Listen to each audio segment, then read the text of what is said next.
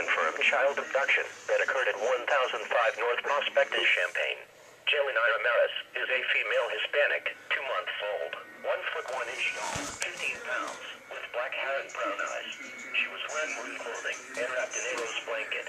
Monica Ramirez is a female Hispanic, 16 years old, 5 feet, 300 pounds, with black hair and brown eyes. She is wearing a blue long-sleeved shirt, blue jeans, and black shoes. They were last seen at 8 p.m. on September 9, 2011. They were taken by suspect Miguel Flores Asensio, male Hispanic, 26 years old, 5 feet, 6 inches, 150 pounds, with black hair and brown eyes. Vehicle is a blue Ford Focus with Indiana plates. Anyone with information should call 911 and advise they have an Amber Alert report. This concludes this Amber Alert issued by the Illinois State Police. For a quick dusting, try Pledge Wipes. S.C. Johnson, a family company.